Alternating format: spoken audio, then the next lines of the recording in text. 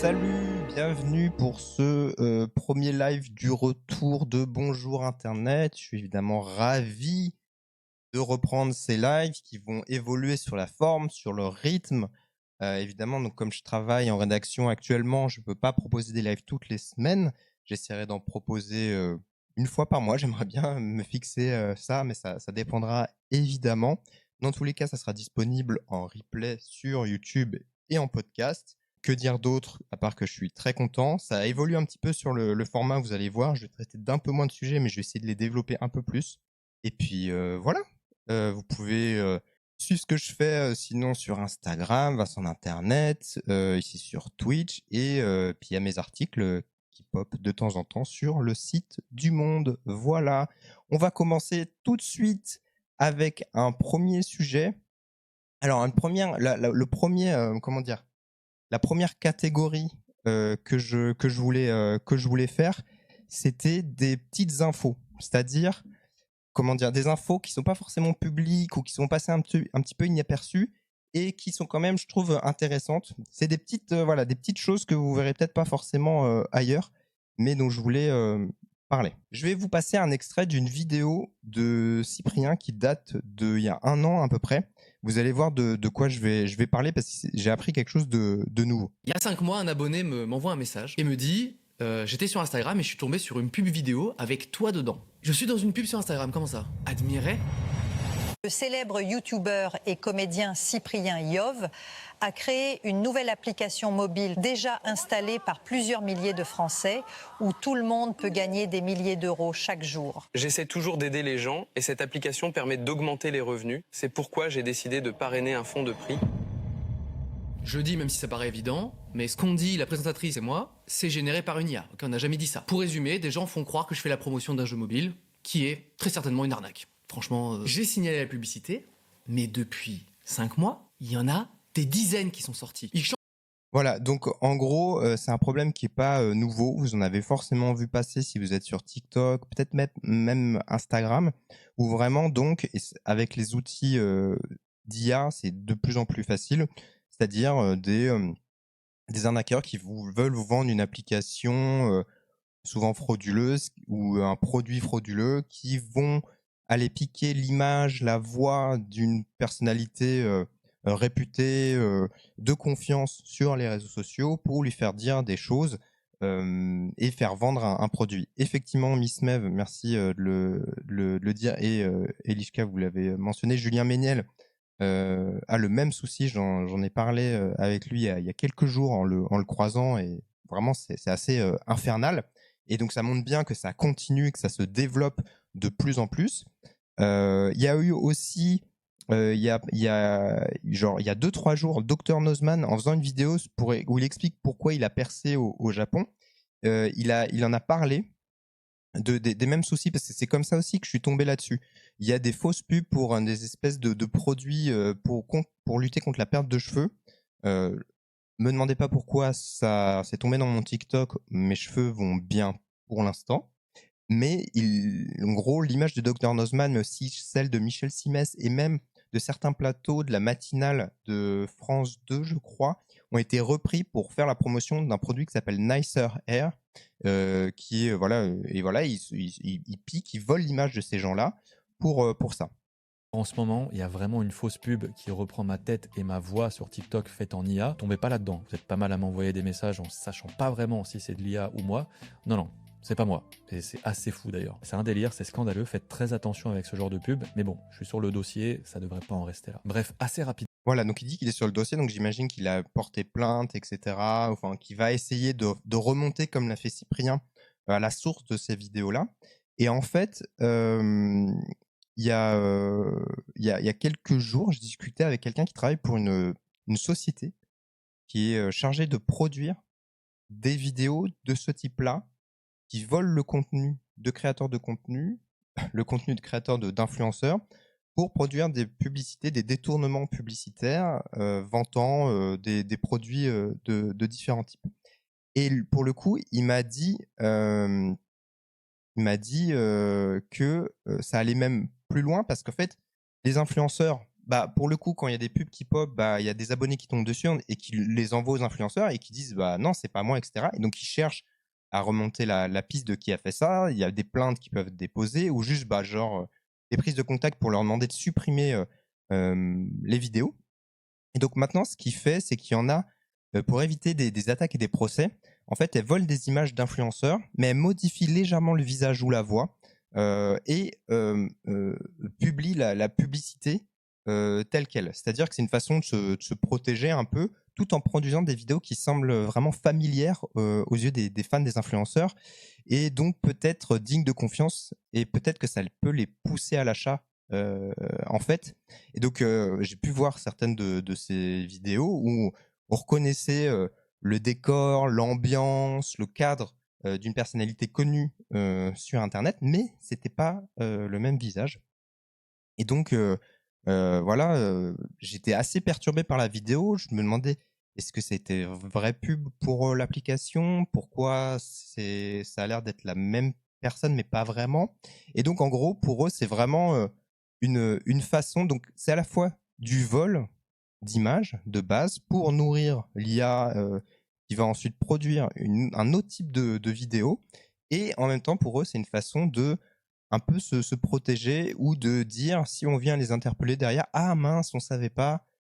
Apparemment, on va vraiment la technique de mettre ça sur le dos du stagiaire, c'est quelque chose qui peut, se faire, et derrière, bah, la vidéo est supprimée, par politesse, mais derrière, ils peuvent recommencer avec d'autres figures, d'autres, types de produits et cetera. Donc, c'est un petit peu infini, c'est très compliqué à contrôler, et on m'a expliqué que même des fois, l'influenceur qui venait toquer à leur porte, pour demander la suppression ou menacer de porter plainte, ils peuvent être «recrutés» entre guillemets pour produire du contenu pour cette marque, là.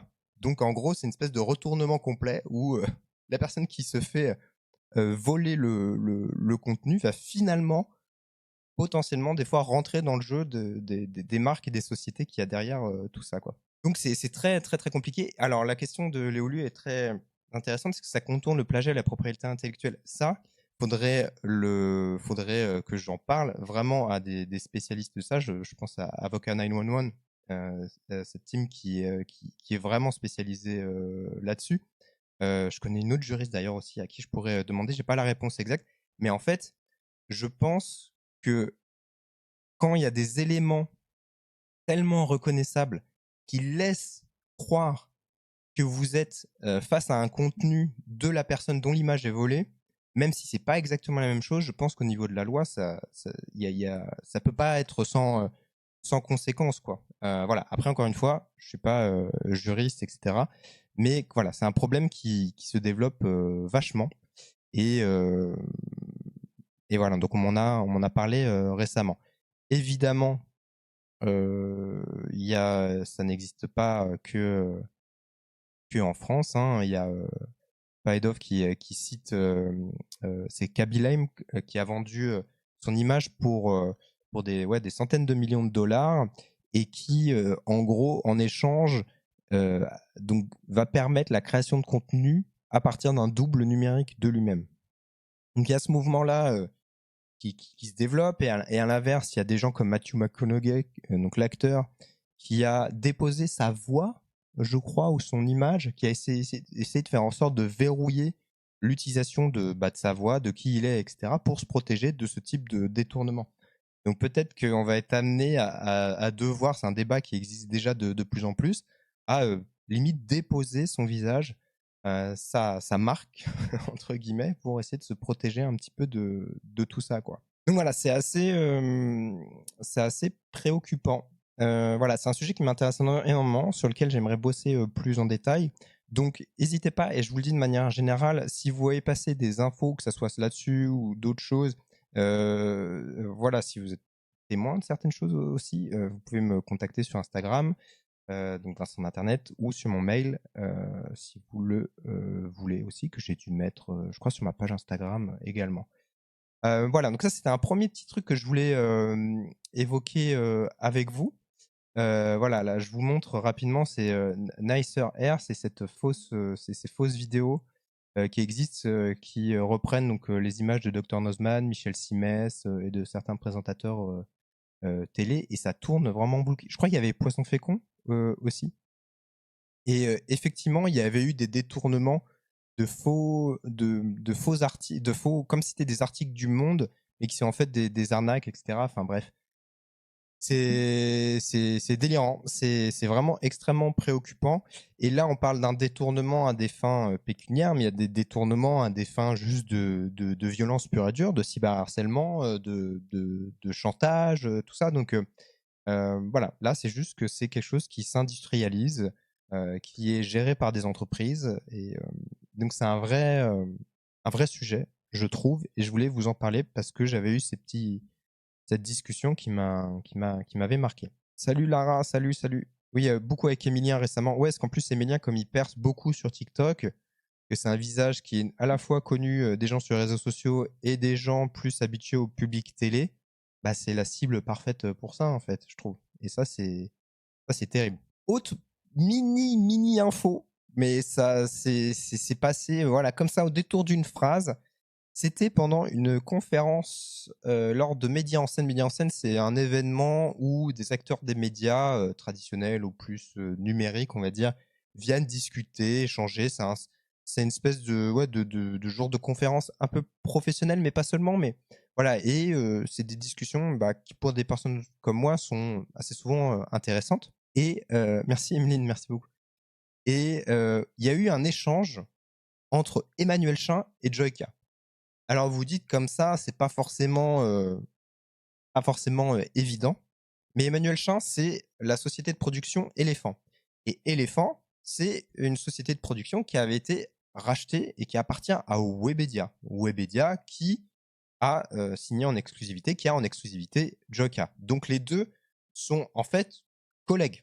Pour le coup, ils bossent tous les deux sous la tutelle de Webedia. Donc ça, en soi, au final, c'est pas si étonnant que ça.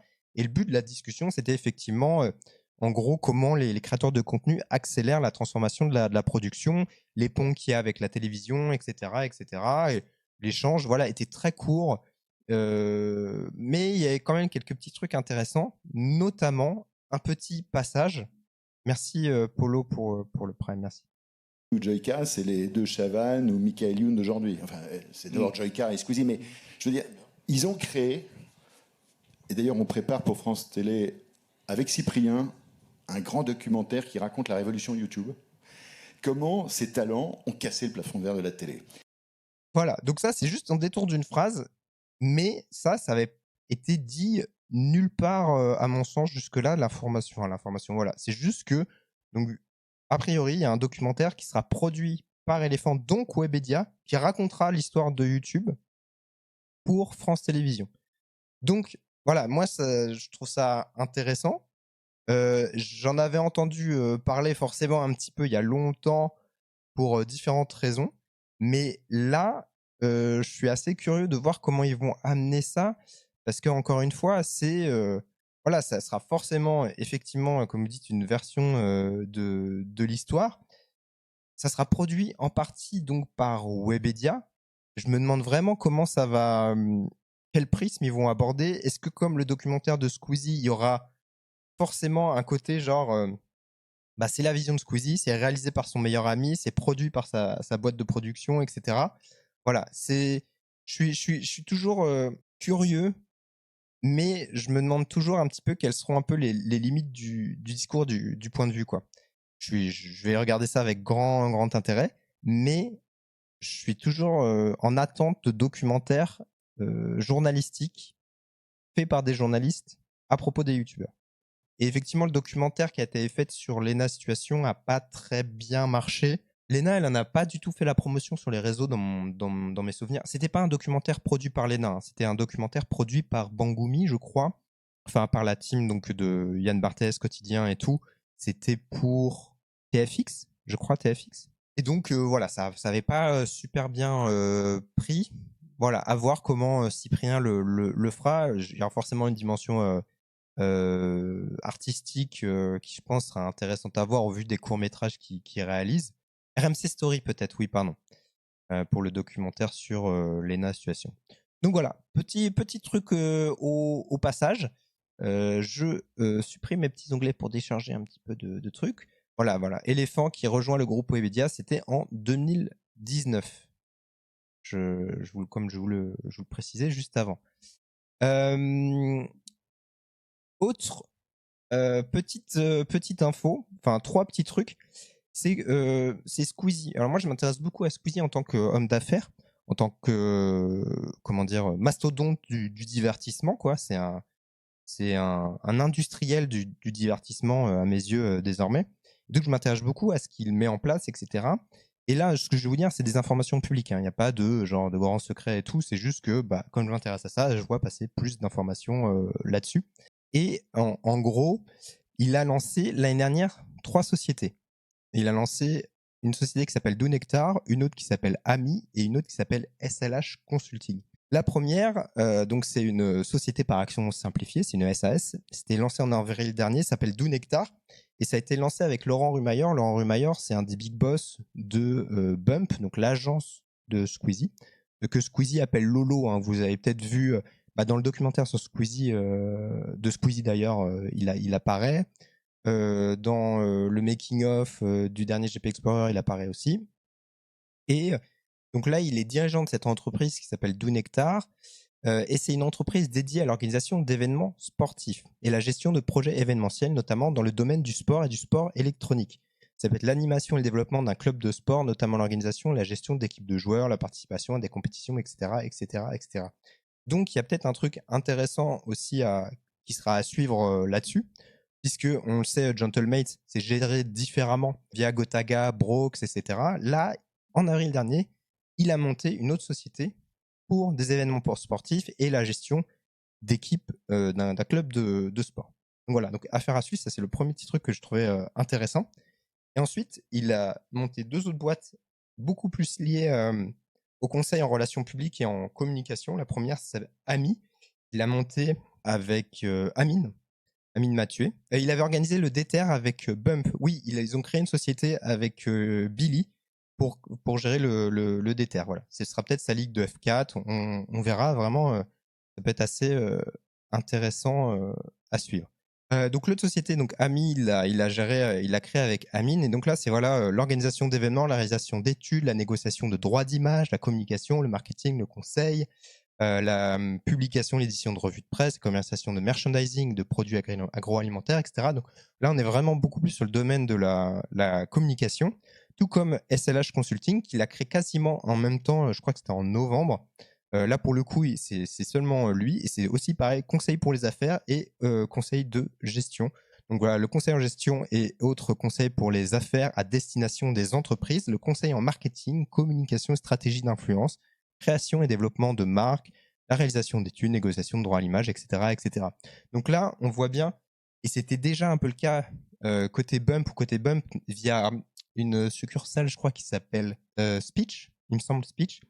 Il place en fait des créateurs de contenu ou des personnalités lors de prises de parole dans des entreprises. Et ça m'intéresse vachement aussi parce que là, on voit bien avec ces 2 nouvelles sociétés que Squeezie se place de plus en plus sur le conseil aux entreprises en communication, etc. quoi. Effectivement, là, Cyril le dit, mais là, c'est 3 sociétés, mais parmi plein de sociétés que Squeezie a, à la fois dans l'immobilier, dans le merchandising, dans l'e-sport, dans la boisson. Enfin, il a construit toute une toile de société qui est vraiment passionnante à voir parce que ça montre aussi un petit peu comment le plus gros youtubeur de France n'est pas seulement un youtubeur, n'est pas seulement Squeezie, etc. C'est aussi Lucas Auchard, l'homme d'affaires. Et voilà, et c'est pour ça que je voulais vous en parler un petit peu. Toutes ces sociétés, c'est juste des investissements financiers. Il est dedans physiquement aussi. Ça fait tellement de sociétés, j'y comprends plus rien. En fait, c'est des sociétés où il peut avoir une partie des parts seulement ou est délégué la direction de l'entreprise. Ça peut être des trucs où il y a des holdings entre les deux. Enfin, c'est un petit peu compliqué à expliquer comme ça, mais je pense qu'en gros, c'est des structures qui lui permettent effectivement de séparer ses activités pour ensuite aller démarcher des clients, allouer des personnes vraiment spécifiquement sur certains projets. Après, encore une fois, à ce stade-là, c'est encore un peu flou de savoir exactement à quoi ça sera dédié. On a beaucoup plus de connaissances sur la structuration de Bump aujourd'hui, mais ça a mis du temps. Bump, pendant longtemps, c'était vraiment presque une boîte noire, dans le sens où ils n'avaient même pas de site. Sur Instagram, ils communiquaient très peu. Aujourd'hui, Bump, ils ont un vrai site à part entière. On voit quel talent ils ont, etc. Parce que c'est important pour les commerciaux d'avoir cette vitrine-là, là où instinctivement les agences, quand il y a des talents, ils essayent de pas trop le montrer publiquement pour rester un petit peu discret, etc. et tout. Ciao Kombucha est-il une communication commerciale? Je suis pas sûr d'avoir compris ta question, mais le Ciao Kombucha, si Squeezie le met dans une vidéo, oui, et il l'indique. Il dit en gros produit offert, collaboration non commerciale. Mais ça reste quand même une forme de communication. Et voilà, et le Ciao Kombucha, c'est géré par une de ces entreprises indirectement et tout qui va gérer et comment dire, travailler en collaboration avec l'usine en Espagne, dans mes souvenirs, qui produit ça, quoi. J'en profite, je reste un petit peu sur Bump parce qu'il y a eu un passage qui m'a intéressé aussi dans une interview que Dwagby a fait chez Arthur Perticose. Il répète à 3 reprises dans l'interview qu'il a monté Bump avec Squeezie. Alors attendez, je crois que est-ce qu'on l'entend à ce moment-là? Écouté par une agence, mais attention, l'agence, on la questionne tous les jours, on l'embête tous les jours. Et bah, pour l'avoir monté Bump avec Squeezie, on l'a monté dans cette idéologie. Voilà, donc il le dit plusieurs fois pour avoir monté Bump avec Squeezie. Et moi, j'ai trouvé ça intéressant parce qu'en fait, ça fait écho à des choses que j'ai entendues sur, en gros, le fait que publiquement, Bump, bah, c'est plutôt Squeezie qu'on voit, c'est l'agence que Squeezie a lancée, etc. Mais quand on va sur le site, il y a quand même indiqué, attendez, il y a quand même indiqué fondé par un collectif de créateurs de contenu. Et en fait, il y a un peu un mystère public, on va dire, sur qui a des parts et qui a, entre guillemets, qui sont ces créateurs de contenu qui ont lancé Bump avec Squeezie. Même dans le milieu, on ne sait pas trop, etc. Et ça m'a intéressé juste de voir que Dwagby, c'est la première fois en tout cas que je vois quelqu'un en influenceur dire publiquement qu'il a participé à la création de Bump. Donc peut-être qu'on en apprendra un peu plus plus tard. Et ça serait intéressant pour peut-être comprendre certaines dynamiques, certains projets. Et où est Bump aujourd'hui? Est-ce qu'ils sont leaders sur le secteur? Bah, en fait, je vais te montrer. Tu vois, là, on est sur le site de Bump. Donc, ce site, il a mis du temps, comme je disais, à se mettre en place parce que c'est une entreprise qui est restée plutôt discrète. Et même sur Instagram, à l'époque, tout ce qu'ils mettaient, c'était les cartons de colis qu'ils recevaient pour faire comprendre un petit peu les collaborations qui allaient avoir lieu, genre Gotaga Pokémon, ce genre de choses, avec des identifications très discrètes. Et eux, en fait, ils ont un positionnement qui est quand même, comment dire, ils ont tellement de créateurs de contenu. Ciao Kombucha marche plutôt bien, hein. Vraiment, les chiffres de vente sont assez impressionnants. Et en tout cas, sur le kombucha en lui-même, je crois que vraiment, c'est assez marqué. Mais je vais juste vous montrer les créateurs de contenu qu'ils ont. Voilà, donc là, c'est pas forcément dans l'ordre, mais je vous laisse défiler. Donc voilà, Kevin Tran, Chloé Gervais, Gotaga, Catsup, Maxime Biaggi. Là, petite annonce, OK Charlotte, donc qui est journaliste et vidéaste, elle a rejoint très récemment Bump. Ça, je l'ai découvert hier ou avant-hier. Donc, je trouve ça quand même super intéressant et c'est la première fois que Bump, à ma connaissance, s'allie comme ça avec un ou une journaliste. Même si via Unfold, ils produisent du contenu pour Hugo Décrypte et on sait que Hugo Décrypte, il est très proche aussi de Squeezie dans le cadre personnel aussi. Et donc voilà, donc là, ils ont recruté et signé OK Charlotte, donc une journaliste. Donc une journaliste représentée par Bump. Moi, je suis assez curieux de voir comment ils vont l'aider à développer sa carrière, dans le sens où quand tu es journaliste, c'est ultra galère de trouver des partenariats, etc. et tout, surtout quand tu abordes des sujets un petit peu complexes. Dans sa dernière vidéo où elle est allée sur une ZAD, bah, il n'y avait pas de partenariats commerciaux parce que c'était un sujet jugé sensible par les marques. Et quelqu'un qui semble en dehors du cercle de Squeezie quand on voit tous ces potes-là. Oui, alors il n'y a pas que ça, hein. Il y a des gens, tu vois, à ma connaissance, Lola ou juste Zoé ou même Poxy, c'est pas des gens qui traînent avec Squeezie. Il y a effectivement quasiment tous les gens qui apparaissent dans les contenus de Squeezie qui sont là-bas. Hein. Voilà, les Billy, les Dwagby, Skyheart, Cocotte. Globalement, quasiment toutes les personnes qui étaient au GP Explorer sont chez Bump. Il y a Anna Honner, Dooms, Masqué, PD, Jill C, McFly et Carlito, Dr Nozman aussi dont on parlait juste avant, Locklear, Théo, Hugo Posé, Henri Tran, et Kevin Tran aussi, on l'a vu passer. Voilà, il y a toutes ces personnes-là. Donc vraiment là, il y a dans le top 10 YouTube influence, ils en représentent la majorité quand même. C'est assez impressionnant. Ils se positionnent très très très bien dans le milieu, quoi. Quasi pas de meufs. Alors, faudrait calculer exactement, mais par rapport à d'autres agences, voilà. Si vous allez voir chez Influx, c'est une agence d'influenceurs dont je reparlerai un moment parce qu'ils sont très très importants aussi, qui est l'agence notamment de Guillaume Play. Il y a 0 femme sur une vingtaine de talents représentés. Enfin, ils représentent depuis peu le Crayon. Donc, il y a une des cofondatrices du Crayon qui est techniquement représentée par Influx.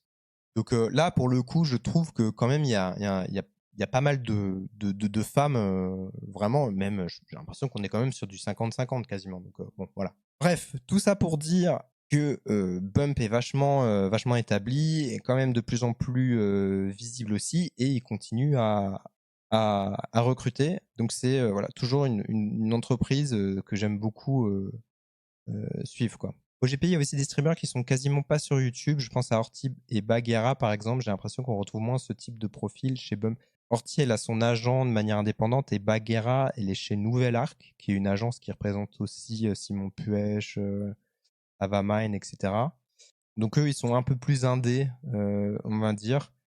Mais je sais qu'il y en a certains qui, des fois, passent par Bump sans que ça soit forcément public et qui en repartent parce que ça se passe.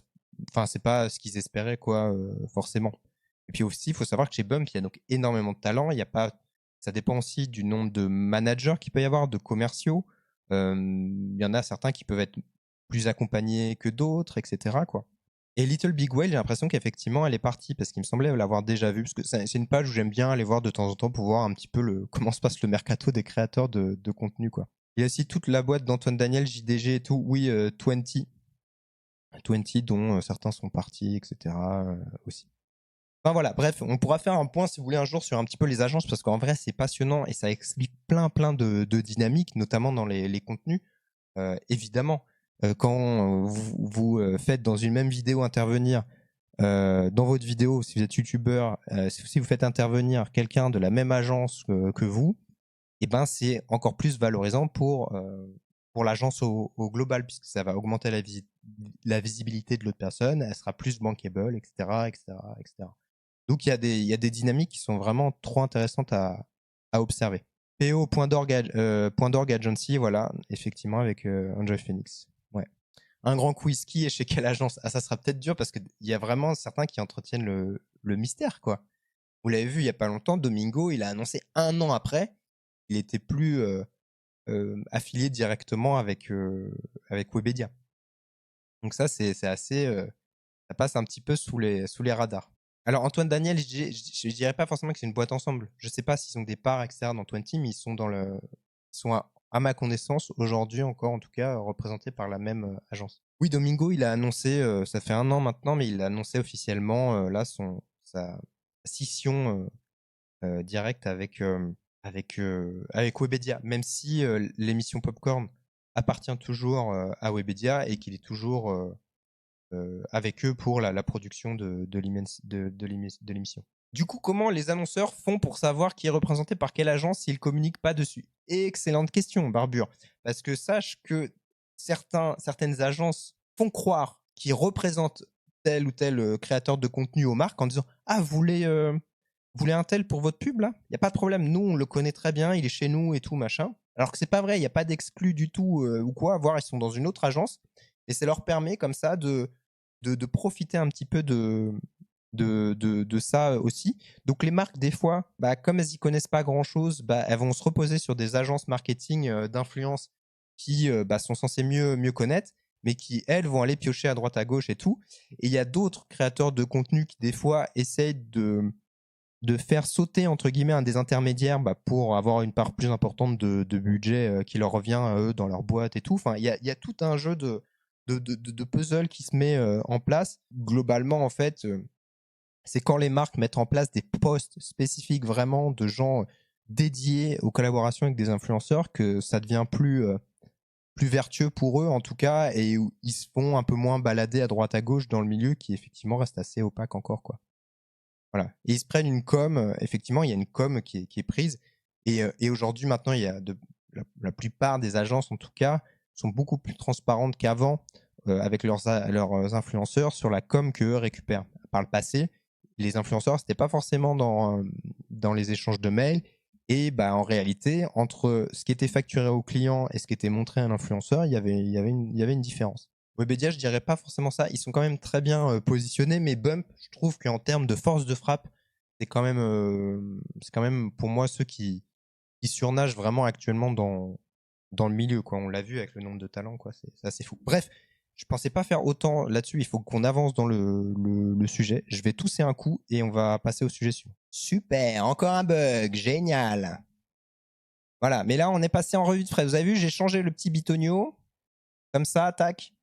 Alors attendez, je vais regérer ça. On va passer au sujet suivant. Donc voilà, petit moment revue de presse très rapide. Si, bon, voilà, au hasard, si ça vous intéresse, j'écris des articles. Voilà, vous les avez peut-être pas vus passer, même si je suis quand même un sacré forceur sur ce que je fais. J'ai fait une chronique sur le podcast de Lena Situation.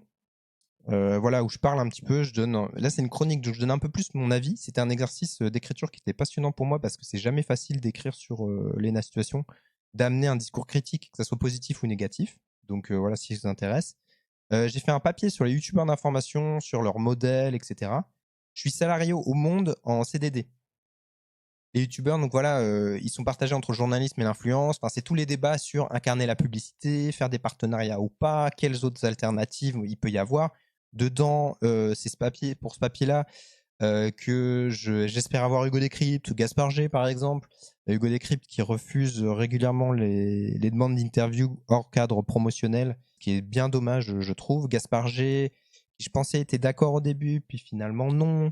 J'ai parlé à un des fondateurs du Crayon pour expliquer un petit peu comment eux ils se voient plus comme un média entrepreneurial, etc. et tout.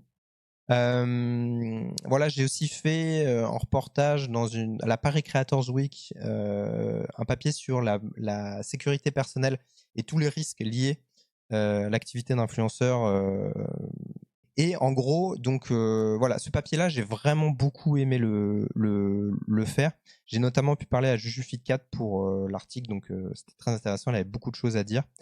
Et un article un peu plus vieux, mais j'avais fait un reportage avec des jeunes qui ont, comment dire, se sont vraiment mis à la randonnée après avoir vu le documentaire d'Inoxtag, et ils étaient super intéressants. On allait faire une randonnée ensemble et je raconte un petit peu ça, et j'ai même fait les photos. Voilà. Bref, donc ça c'est pour ma pomme. J'arrête avec l'autopromo. Là, voilà, je reste sur un article du Monde. J'ai aucun merci Alex, c'est gentil. J'ai aucune obligation de parler du Monde hein, dans les lives. Hein. C'est juste que l'article là, il est vraiment complet. Si vous voulez aller le lire, il y a un article qui résume tout ce qui s'est passé avec Chiara Ferragni. En gros, c'est cette influenceuse star italienne qui est tombée après comment dire. Et il y avait un système de vente de brioches italiennes, le Pomodoro, je crois. En gros, voilà, des brioches italiennes. Elle avait, en gros, avec une entreprise, vendu ça en disant la vente de ces brioches vont ramener de l'argent pour les hôpitaux, etc. Et non, c'est pas la Panettone, c'est une autre. Et en gros, sauf que l'argent récolté publiquement, qui était plus d'1 million d'euros, n'avait rien à voir avec la somme qui avait été reversée en réalité. Pandoro, oui, Pomodoro, c'est la tomate, pardon, c'est un Pandoro. Et en gros, l'hôpital, au final, ils avaient reversé que $50,000. Donc ça avait fait tout un scandale. Il y avait aussi la même chose avec des œufs de Pâques dans mes souvenirs.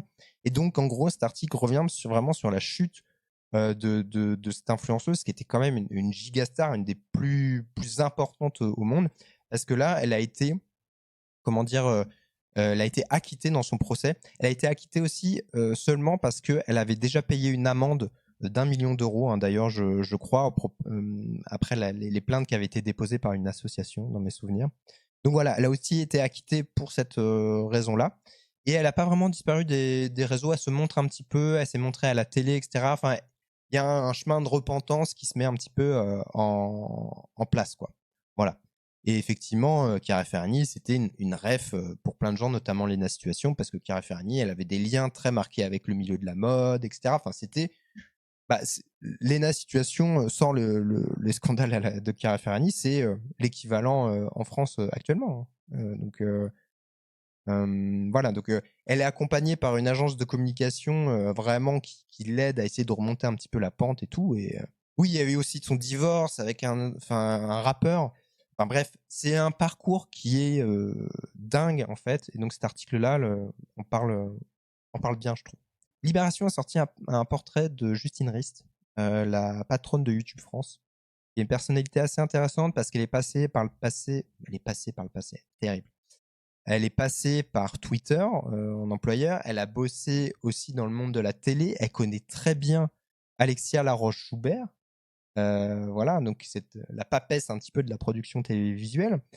Alexia Laroche-Joubert qui a récemment lancé le Creator Lab qui en gros permettait de sa boîte de production Banijay à des influenceurs de récupérer certaines IP, donc certaines émissions pour les refaire à leur sauce sur YouTube. En ma connaissance, je n'ai pas l'impression que ça ait cartonné de fou non plus, mais on a pu voir Johan, j'ai oublié, Spark Dies refaire en gros, je crois, Première Compagnie, etc.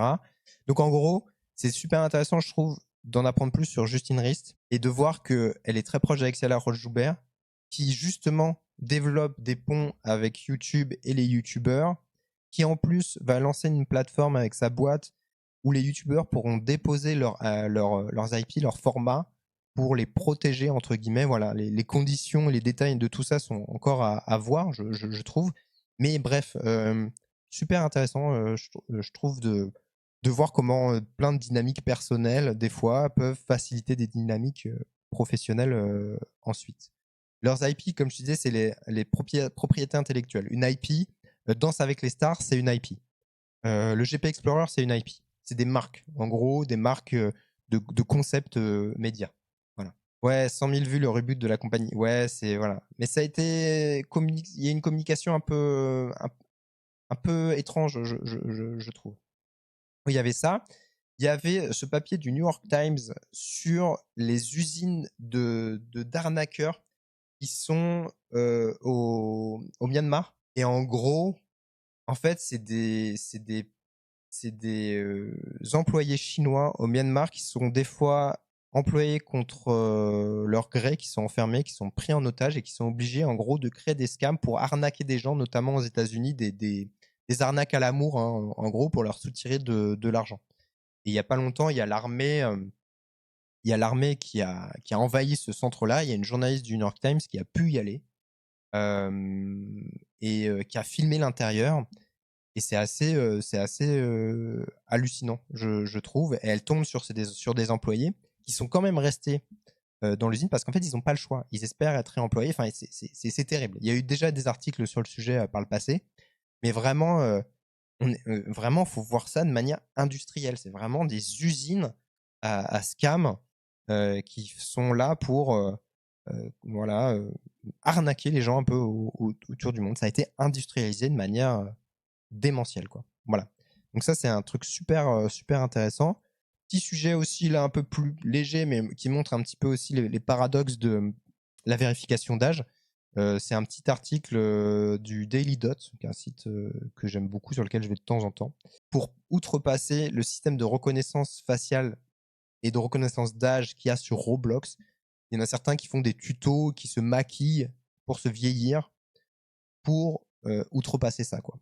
Bon, il y en a d'autres qui disent aussi, en utilisant l'outil, que bah, en gros, on leur donne un âge qui n'est pas du tout leur, donc voilà, l'outil n'a pas l'air giga fiable. Mais voilà, ça montre bien un petit peu comment les jeunes, la Gen Z, trouvera, je trouve, de toute façon, toujours un moyen de contourner ces règles-là, quoi. Et donc, en fait, là, on est en plus en plein débat, parce que ça a été voté à l'Assemblée nationale, cette loi pour interdire les réseaux sociaux aux moins de 15 ans. En fait, je trouve que c'est... Enfin, je pense qu'il y a plein de gens qui trouvent, Et c'est super intéressant que c'est pas ça qui va régler le problème, quoi, de toute façon. Tout le monde a toujours réussi à trouver des moyens détournés, que ce soit pour la pornographie, que ça soit pour l'alcool, que ça soit. Enfin, voilà, il y a une discussion plus profonde à avoir que, autrement dit, d'essayer de lever de nouvelles barrières. Enfin, je trouve qu'il y a un truc qui est à creuser, à discuter, qui est super intéressant, quoi. Oui, je crois Chemical Relief a une fonction pour être en jeu avec des utilisateurs du même âge. Alors ça, je connais pas en détail et tout, mais je crois que j'ai vu passer. Et effectivement, tu te doutes bien que s'il existe une zone sur Internet où globalement ça se sait qu'il y a des enfants, il y a forcément des personnes mal intentionnées qui vont trouver un moyen d'y accéder. Voilà, ça c'est évident. Autre petit papier sur les algo babies, c'est sur le point qui en parle à partir en fait d'une vidéo qui a été publiée par Roman Daly qui parle de cinéma. Je la suis sur TikTok, il me semble, parce que je trouve qu'elle fait des vidéos super intéressantes. Et en gros, les algo babies, c'est pour essayer de théoriser un peu les nepo babies des réseaux ou comment certaines personnalités d'Internet, parce qu'elles sont connues, accèdent à des rôles au cinéma. Voilà. C'est en soi, c'est pas forcément surprenant. Et je pense que si on creuse dans l'histoire du cinéma, des personnalités qui avaient rien à voir avec le cinéma ont pu avoir des rôles au cinéma juste parce qu'elles étaient giga connues, quoi. Mais c'est intéressant à creuser. Et puis surtout que dedans, on parle du cas Paola Locatelli et il y a son agent, justement de l'agence Follow, qui répond, qui en parle et qui explique que elle a fait des castings, qu'elle s'est pris des stops et qu'elle a finalement réussi à en avoir. Et qu'au final, les films avec des influenceurs, ça marche pas très bien. Je me rappelle de l'époque du manoir, je me rappelle de pas mal de choses comme ça. Voilà, le fait de mettre un influenceur dans un film, même s'il a une volonté de devenir acteur, c'est pas toujours un gage de succès au box-office, au contraire. Voilà. Pour les sportifs, oui, effectivement, pour les sportifs aussi, oui, j'imagine, oui, il doit y avoir des cas. Voilà, petite mise en garde aussi sur les Meta Ray-Ban, donc les lunettes Meta. Voilà, tout est dans le titre de Mashable, mais ça permet à des gens d'aller harceler des inconnus dans la rue, dans des magasins, pour faire des vidéos, pour faire des pranks, etc. Ça aussi, c'est un sujet qui va être très important en France. Je sais qu'il y a Freddy Gladieux qui utilise des méta Ray-Ban pour filmer notamment, je pense, ses vidéos peut-être en vélo, ce genre de choses. Ça se développe vachement. Il est porté d'ailleurs dans une vidéo de Squeezie il y a pas longtemps, celle où Kill Meurtrier, je crois qu'il les portait. Alors, est-ce que c'est... Non, c'est pas... Alors, OK Charlotte, elle en a fait des stories parce qu'elle a été invitée par Meta pour les essayer. Mais je pense que peut-être que tu parles de Amy Plant. Amy Plant, elle en a parlé, elle en a fait toute une vidéo, elle explique comment on peut détourner tout ça. Et elle en a fait une vidéo aussi il y a pas longtemps avec Le Monde d'ailleurs. Laurent Baffy, il utilise des méta-Ray-Ban depuis quelques années déjà pour ses caméras cachées. Ok, oui, oui, c'est vrai. C'est ce qui a donné le fameux mème derrière. Donc voilà, donc c'est assez terrible. Aux États-Unis, en plus, la loi sur le fait de filmer des inconnus dans la rue, elle est beaucoup plus libre. J'ai l'impression qu'en France, et encore, en France, j'ai l'impression que c'est quand même un peu. Enfin, le sujet est quand même vraiment, vraiment délicat. Et là, encore une fois, c'est encore un autre élément où la technologie va beaucoup plus vite que le législatif. Et ça va être très, très. Ça va être un vrai, vrai défi d'essayer de réussir à contrôler ça et protéger la vie privée des gens et puis leur droit à l'image, tout simplement, quoi. Et ça rejoint encore un petit peu ce qu'on se disait juste au début sur ce qui est fait de notre image en ligne, quoi. Ouais, en France, tu es censé faire un signet de droit à l'image. Et non, parce que Julien, si je dis ça, c'est aussi parce qu'il y a le truc, des fois, tu as le droit de filmer des foules ou des trucs comme ça, il me semble. S'il y a des gens qui sont pas directement identifiables, tu peux aussi. Mais là, effectivement, dans le cas des méta-Ray-Ban, on est plus sur des cas de personnes bien identifiées. Et là, c'est un sujet qui est encore plus large, et j'en parle avec des collègues. Je repense au live Twitch de Nico et Baylan. Et comment on fait quand en plus il y a des enfants qui viennent dans le live, etc., quoi. Voilà. C'est une question qui est ultra, ultra importante, qui en plus va rejoindre des enjeux de surveillance. Il faudrait tout reprendre depuis le départ et mettre des vrais garde-fous là-dessus, parce que c'est un sujet qui est vraiment deep, quoi. Donc voilà, truc aussi assez important. Donc ça, c'était la petite revue de presse. Voilà. On va passer au topic numéro 1. Bon, je vous ai déjà spoilé le topic. Donc maintenant, on a fait les petites infos, on a fait la revue de presse, et là, c'est un peu les gros sujets que j'avais envie d'essayer de développer avec vous. Il y a une quinzaine de jours, il y a un rapport qui a été remis à Monsieur le Premier ministre et Madame la ministre déléguée chargée de l'intelligence artificielle et du numérique. Un rapport qui a été édité par Arthur Delaporte et Stéphane Vogetta. Arthur Delaporte, député PS du Calvados, et Stéphane Vogetta, qui est un ancien député de droite des Français établis hors de France. Et en fait, ce rapport, il est super intéressant parce qu'en fait, c'est ce qui va nourrir pas mal des réflexions qu'il y aura pour la version 2 de la loi influenceur qui a été votée en 2023. C'était le 9 juin pour être précis. Et c'était une loi qui avait déjà été portée par Arthur Delaporte et Stéphane Vogetta. Et donc, entre-temps, il y a eu le Digital Services Act, donc les DSA, qui est applicable depuis février 2024 et qui a solidifié pas mal de choses et qui a permis aussi de mener ces enjeux-là à un niveau plus européen. Enfin, il y a en Allemagne, en Espagne, enfin, en Italie aussi, il y a comme ça des choses qui se passent, mais c'est vrai qu'il y a eu une vraie impulsion lancée par la France, où c'est vraiment en France qu'il y a eu une loi comme ça, vraiment officielle, qui a été lancée en premier, à ma connaissance en tout cas. Ça a été vachement renforcé, comme le dit Lara, par la commission d'enquête sur TikTok et les dérives de TikTok, etc., qui était notamment menée par Arthur Delaporte. Vous avez dû voir tous les extraits qu'il y avait avec les TikTokers, etc. C'était vachement... c'était une commission d'enquête très clip farming friendly, on va dire. Et donc, la loi de 2023, ça a amené plein de choses positives sur la transparence des partenariats. Par exemple, je pense que vous avez vu un avant-après. Moi, je l'ai perçu, en tout cas, même si vous le voyez des fois sur Instagram, c'est pas toujours optimal, on va dire. Ça a quand même permis un certain nombre d'avancées. Et en même temps, on s'est rendu compte que la loi, elle couvrait qu'une partie des problèmes et des challenges posés par le milieu qui évoluent très vite, notamment sur l'alcool ou l'agroalimentaire, dont la régulation sur les réseaux sociaux a été vachement impactée par les lobbies au moment de la première loi, quoi. Donc, il y avait un enjeu d'actualisation de la loi. Et ce rapport, c'est au départ une mission confiée par le Premier ministre, donc aux députés, dans le cadre d'un sujet autour des enjeux émergents du numérique, des influenceurs. Donc, c'est pas un truc qui est directement lié à la loi, mais c'est quelque chose qui va la nourrir énormément. Et ce qui est intéressant là-dedans, c'est qu'ils ont formulé 78 recommandations.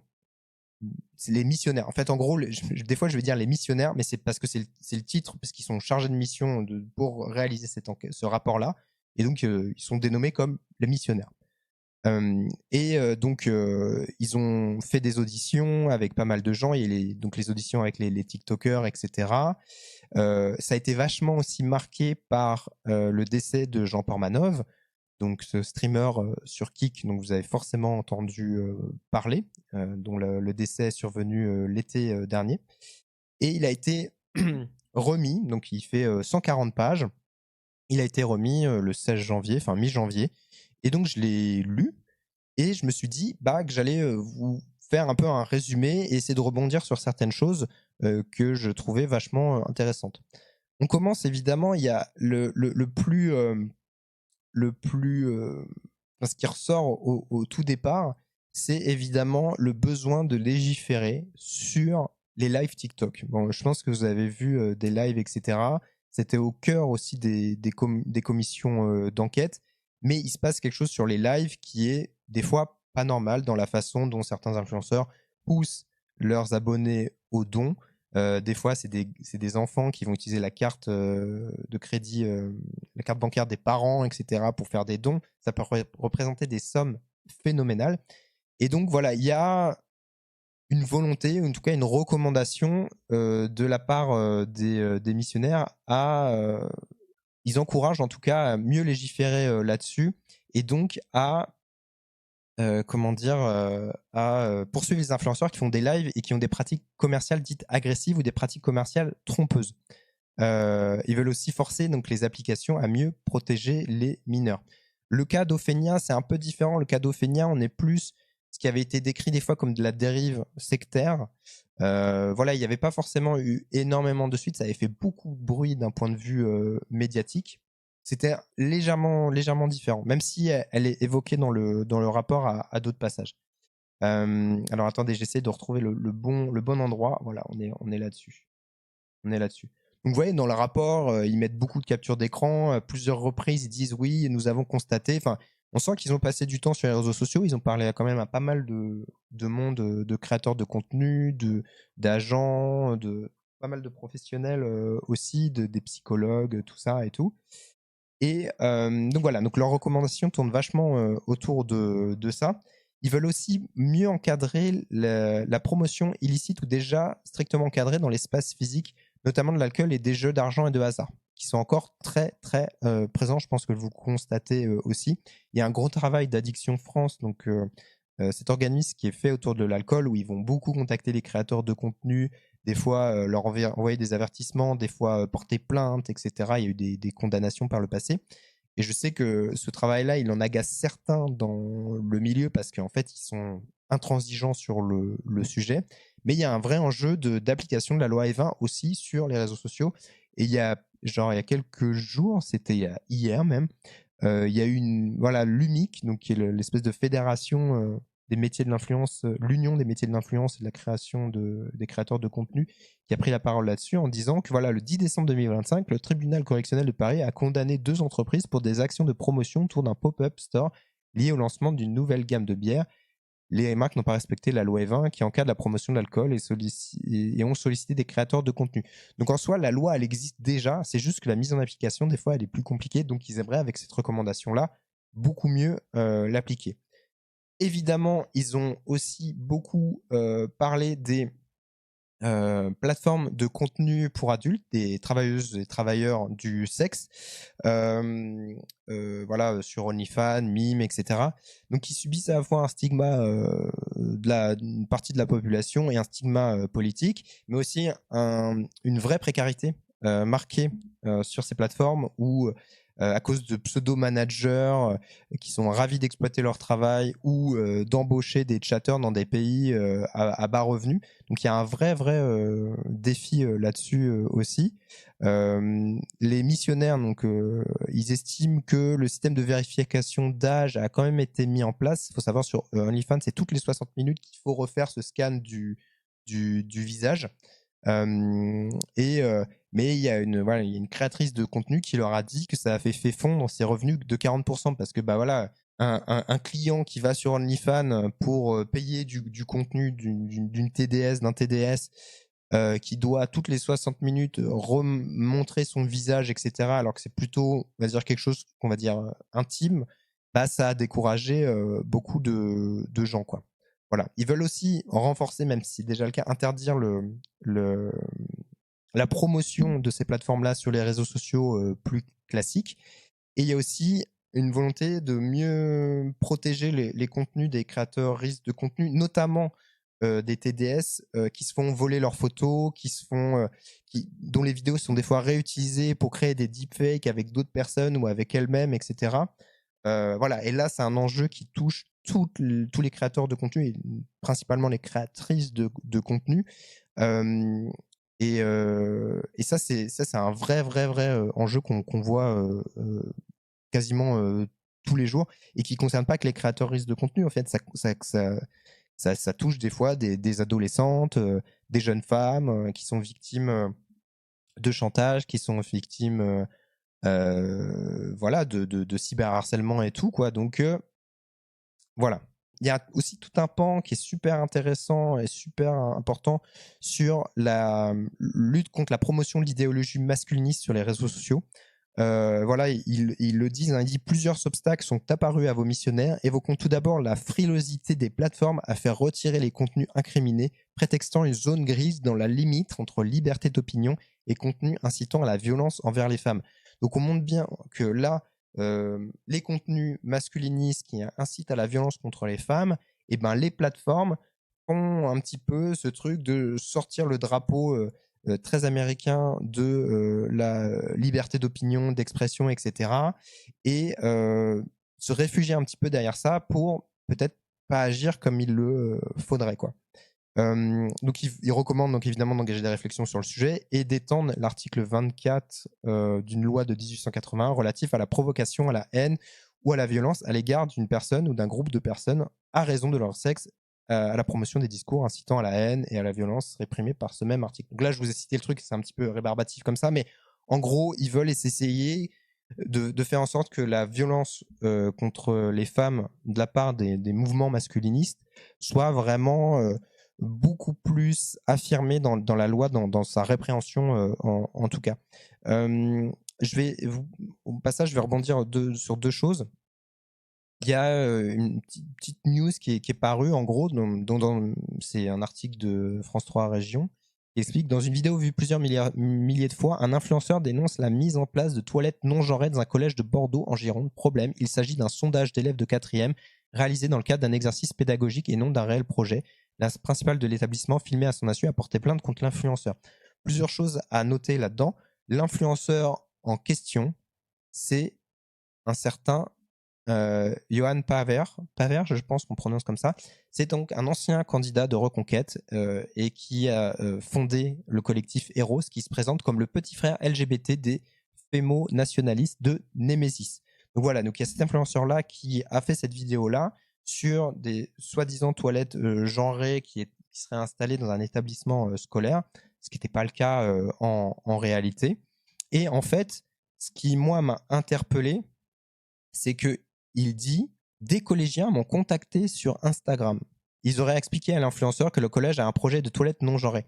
Et donc, ça montre bien, pour moi, là, ce truc lié au masculinisme, c'est-à-dire qu'il y a des collégiens qui, quand ils voient ce genre de sondage, etc., qui n'est même pas un projet, ils vont contacter quelqu'un qui est clairement ancré à l'extrême droite, même si lui se voit comme un militant de droite, mais pas d'extrême droite.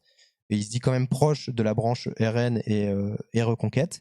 Voilà, ils vont le contacter pour le faire réagir sur ça. Donc ça montre bien vis-à-vis des idées masculinistes comment ça peut infuser chez un public de jeunes collégiens, et comment eux-mêmes vont derrière se sentir investir du devoir de prévenir, de réagir face à ce genre de choses qui n'étaient même pas en plus un projet, que c'était visiblement juste un sondage.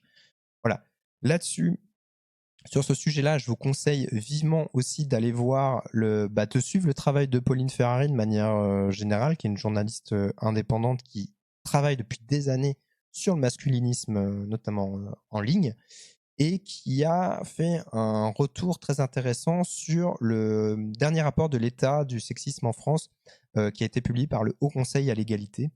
Voilà, où elle explique un petit peu un vrai besoin de repolitiser ces sujets-là et tout. Je vous mets le lien, enfin tous les liens, je les mettrai dans le replay et tout, mais je vous le mets quand même ici, ne serait-ce que pour que vous puissiez suivre Pauline si vous le voulez.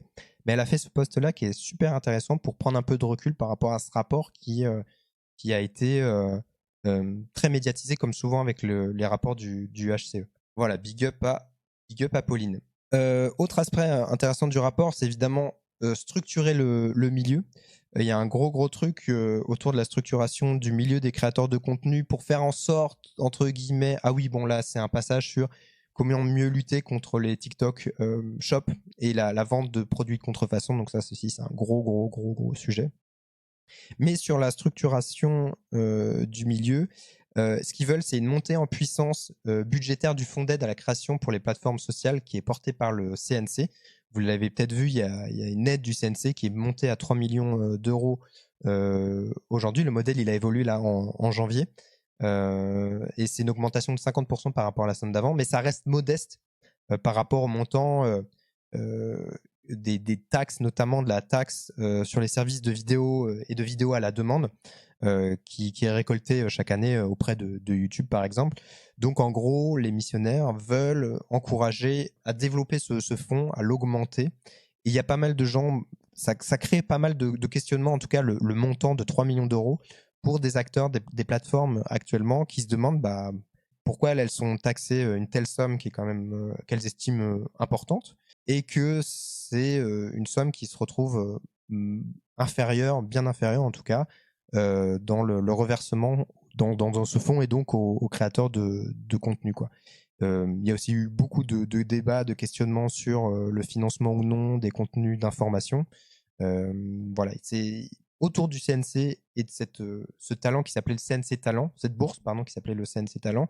Il y a beaucoup de questions qui se posent actuellement, que le CNC va clarifier, et ça serait très intéressant de suivre les résultats des premières commissions pour savoir quel type de projets sont soutenus ou non. Évidemment, les missionnaires veulent aussi une meilleure répartition des revenus des plateformes vers les créateurs pour qu'elles puissent financer encore mieux la création de contenu. C'est un des combats de l'UMIC aussi. Ils insistent, alors là c'est un autre petit truc, mais ils insistent sur un enjeu de transparence de la part de l'État, des collectivités, quand ils emploient des influenceurs dans le cadre d'opérations de communication. Donc ça, il y a un truc, voilà, c'est de faire en sorte qu'il y ait plus de transparence là-dessus. Ça, c'est super intéressant. Il y a tout un tas d'aspects sur la fiscalité, la déclaration des revenus, des avantages en nature et tout. Je vous passe un peu le sujet parce que c'est un peu technique.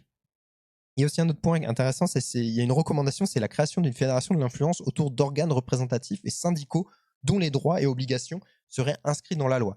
Là, en gros, il recommande en gros la création d'une fédération de l'influence, alors qu'il y a déjà l'UMIC et il y a une des patronnes de l'UMIC qui en a parlé en disant voilà, qu'après la publication du rapport, elle a reçu plusieurs messages surpris, certains pensant qu'il n'existait pas encore de fédération alors que l'UMIC est déjà à l'œuvre. Il dit cette surprise est légitime, elle mérite d'être clarifiée, nanani, nanana. Elle dit notamment que la recommandation sur la fédération ne nie pas l'existence. Ce que dit ce rapport, au fond, c'est que le mouvement fédératif est engagé, il va se construire progressivement à mesure que notre industrie se développe, se professionnalise, etc. L'UMIC est prête à jouer pleinement ce rôle fédérateur, à accompagner cette croissance. Donc en fait, en gros, ce qui est super intéressant là, je trouve, c'est que ça incite à un développement des mouvements de défense, notamment des droits des créateurs de contenu. Parce qu'en fait, l'UMIC, ça regroupe à la fois des agences et des créateurs de contenu.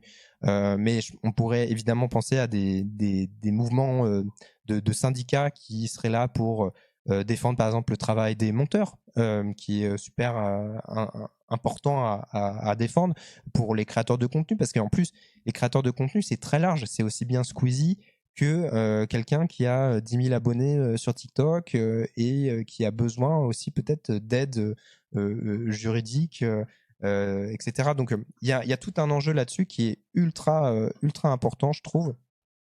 Et voilà, ce rapport, en tout cas, a permis de relancer une discussion autour des représentations, des représentants du milieu, quoi.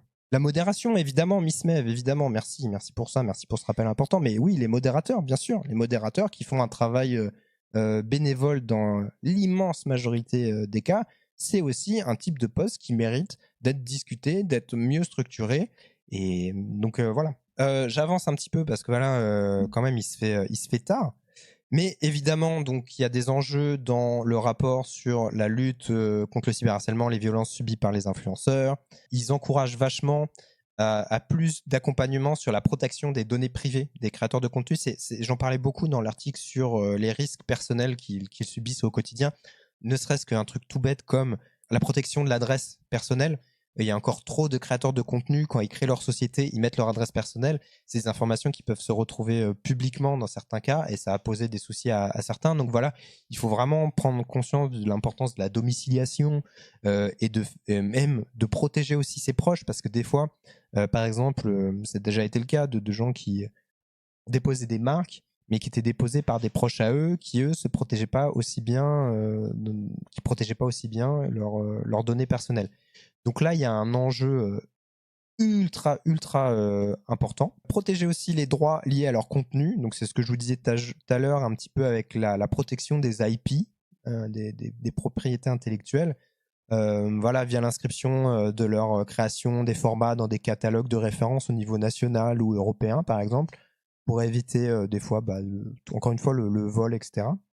Donc ça, c'est encore une fois en train de se mettre en place. Il y a aussi, et là, le sujet du label de créateur de contenu d'information qui fait énormément de débat. Je ne sais pas si Charles il est encore là, mais je sais qu'il pourrait en parler pendant des heures. En gros, les missionnaires, ils souscrivent à l'idée de labelliser ou de certifier les créateurs de contenu qui pourraient être fiables en termes d'informations sur les réseaux sociaux. Alors eux, évidemment, ce qu'ils disent, ils précisent tout de suite que ça serait pas à eux, ça serait pas aux politiques de décider ça. Ils disent qu'il existe déjà, par exemple, le Journalism Trust Initiative, donc le JTI, cette idée d'auto-évaluation du média dans un premier temps, par rapport à des critères définis, la publication par ce média de son rapport de transparence et la certification qui peut intervenir à la suite du recours à un audit réalisé par un tiers de confiance. Donc voilà, c'est un truc qui crée énormément de discussions. Il y a un besoin évident de travailler sur des sources de confiance, de faire en sorte que, bah, oui, il y a des médias, et je mets des guillemets, qui existent sur les réseaux sociaux, qui ne sont pas fiables, qui ont un agenda politique vraiment prononcé. Encore une fois, la neutralité journalistique n'existe pas, mais il y a une différence entre un engagement politique, à mon sens, et un agenda politique qui peut servir des intérêts spécifiques de certains partis, etc., quoi. Alors, le détail des indicateurs d'auto-évaluation, je pense qu'il faudra aller voir auprès du Journalism Trust Initiative. Je pense que c'est disponible. Voilà. En tout cas, c'est ultra touchy comme sujet. Du côté de l'UMIC, ils y croient pas trop à ce truc-là. Ils vendent plus une forme d'auto-régulation là-dessus, comme ça peut être le cas pendant un temps sur la transparence publicitaire avec un certificat de l'influence responsable, etc. Là, on est dans un débat parce qu'en plus, ce débat-là, il a été vachement marqué par ce qu'a dit aussi Emmanuel Macron quand il a fait sa tournée en France pour parler des réseaux sociaux, etc., en disant qu'il fallait un label pour les médias, mais ça a été un peu détourné par des médias liés à Bolloré pour en faire pour accuser un petit peu tout ça de comment dire, il y avait eu des accusations de vouloir créer un ministère de la vérité. Enfin, ça avait pris des proportions assez énormes. Et donc voilà, forcément, les débats sont un peu impactés aussi là-dessus, sur ça, même si là on parle plutôt des créateurs de contenu. En tout cas, par rapport à ça, il y a quand même quelque chose qui est aussi une autre partie du débat. Ils veulent essayer ils incitent à revoir les critères d'attribution des aides à la presse pour intégrer plus largement les créateurs de contenu d'information. Et ça, c'est un truc qu'un certain nombre de personnalités du milieu aimeraient, ou en tout cas, ils en discutent pas mal. Et je finis sur ce sujet-là avec des plus petits trucs, mais qui vont quand même vous montrer à quel point c'est un enfer, entre guillemets, d'un point de vue structurel, administratif, de surveiller les réseaux sociaux. Ils recommandent d'accroître significativement les moyens de la DGCCRF. Donc, c'est la répression des fraudes. La DGCCRF, c'est ceux qui forçaient certains influenceurs, notamment de télé-réalité, à publier des contenus sur les réseaux sociaux en mode genre j'ai été condamné parce que j'avais mal signalé ça, parce que j'avais fait la promotion de tel produit, etc. et tout. C'est normalement eux, voilà, qui sont censés agir. Ils sont dédiés à la protection des consommateurs en ligne. Et en gros, il y a une stat dans le rapport, ils disent qu'ils ont tellement peu de personnes pour bosser sur ce sujet-là, parce que couvrir les réseaux sociaux, il faut se rendre compte, c'est impossible en fait. Ils disent concrètement, moins de 0,2% des acteurs sont contrôlés chaque année. C'est rien du tout. C'est vraiment rien du tout. Et ils font un constat un peu similaire pour l'ARCOM, qui va devenir assez déterminant en période électorale aussi.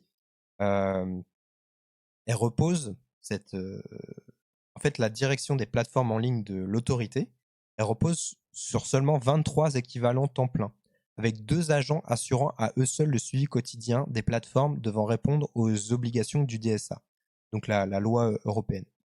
Ils ne sont en plus pas uniquement affectés à cette tâche, ils ont également d'autres missions.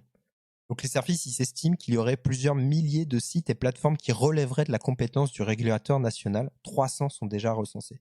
Rendez-vous compte, vraiment. À l'ARCOM, il y a un manque de moyens humains pour gérer tout ce qu'il y a à gérer, quoi. Et c'est un peu pareil avec l'autorité des marchés financiers, où les moyens de la justice en général, le but c'est d'avoir plus de monde, plus d'accès aux plateformes pour leur imposer par exemple une meilleure prise en charge de la modération, un meilleur accompagnement, ou plus de réactivité pour les victimes. Ils sont 23 en France et je crois qu'ils recommandaient de passer au moins à une quarantaine, comme c'est le cas en Allemagne, il me semble. Voilà, en termes de moyens humains attribués par rapport à d'autres pays, il y a du retard. Voilà. Et je vais juste finir sur ce sujet-là. Il y a plein de choses, on pourrait en parler encore pendant giga longtemps. Mais il y a un autre petit passage du rapport qui m'a vraiment interpellé. Voilà, parce qu'à la fin, ils font la liste des personnes avec qui ils ont parlé. Donc, ils ont parlé avec des gens d'OnlyFans, ils ont parlé avec des gens de Snapchat. Et il y a un passage sur TikTok. TikTok, qui est une plateforme qui est constamment évoquée dans le rapport, qui a des enjeux majeurs sur le TikTok Shop, les lives, la modération, le vol de contenu, etc. et tout. Il y a ce passage-là où ils disent « Les responsables des affaires publiques de la plateforme TikTok ont également été conviés à un échange. Après avoir décliné, puis accepté, ils ont finalement décidé de décliner tout entretien au motif de l'enquête préliminaire ouverte par le parquet de Paris. Ils ont cependant répondu par écrit à notre questionnaire en reprenant principalement les mêmes réponses adressées lors de la commission d'enquête sur les effets psychologiques de TikTok sur les mineurs. » Voilà, parce qu'il y a le contexte de la commission d'enquête, d'une ouverture d'enquête, etc. et tout. Mais globalement, voilà, ils sont montrés relativement en retrait de l'élaboration de ce rapport-là, alors qu'ils font partie des plateformes les plus citées dans le rapport, quoi. Voilà. Et ce passage-là m'a interpellé, tout simplement. Voilà pour ce sujet-là. On va passer au deuxième sujet avant de finir avec des recommandations. Donc, second sujet du soir, j'ai décidé de parler de iShowSpeed, qui, vous l'avez peut-être vu, a fait une grande tournée en Afrique, sur le continent africain. Il a décidé en 28 jours, de visiter 20 pays. Donc c'est un sacré marathon. C'est une tournée qui a fait beaucoup parler. Il y avait énormément de papiers en mode un petit peu comme celui que je vous montre de ABC, de gens qui disaient voilà, la tournée de iShowSpeed qui change le regard des Américains. Il y a eu beaucoup de TikTok d'Américains, des fois afro-descendants, qui expliquaient avoir changé leur regard sur l'Afrique parce que ils expliquaient que à l'école et culturellement aux États-Unis, on leur montre une image biaisée du continent et des cultures qu'il y a là-bas. Speed lui-même, je l'ai appelé Speed parce que iShowSpeed c'est très long à dire. Speed lui-même, il a dit que ça avait changé son regard, que ce voyage était vraiment spécial pour lui, et on peut le comprendre parce que il a même fait un test, je crois, par rapport à son ADN, et à la fin il dévoilait le résultat marqué au marqueur. C'était 100% africain. Et le sujet, en fait, j'ai trouvé super intéressant, mais j'avais envie de me poser une question un peu différemment, et je me suis demandé qu'est-ce qu'en pensaient les gens dans les pays d'Afrique qui l'ont accueilli. Donc j'ai essayé, en fait, et vous allez voir, encore une fois, je connais pas suffisamment bien le monde médiatique des pays africains, que ce soit en Côte d'Ivoire, Namibie, Ghana, etc. et tout. Mais j'ai essayé de trouver soit des citations de personnes de ces pays-là, soit des articles, soit des vidéos, des reportages, pour essayer de voir un petit peu comment lui, iShowSpeed, et sa tournée a été accueilli et a été perçu par les premiers concernés, en fait. Voilà, c'est un peu ça le sujet. Alors déjà, iShowSpeed, je vais faire un petit rappel sur qui c'est. Son vrai nom, c'est Darren Watkins Jr. Il a plus de 50 millions d'abonnés sur YouTube et 3,4 millions sur Twitch. 50 millions, c'est maintenant, depuis sa tournée en Afrique, il en avait un peu 3 ou 4 millions de moins juste avant.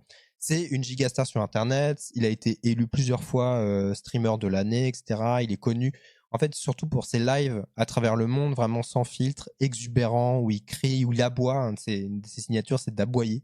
Des fois, il y a des gens qui viennent le défier, qui aboient, et lui, il aboie sur eux. Enfin bref, c'est un peu son petit truc.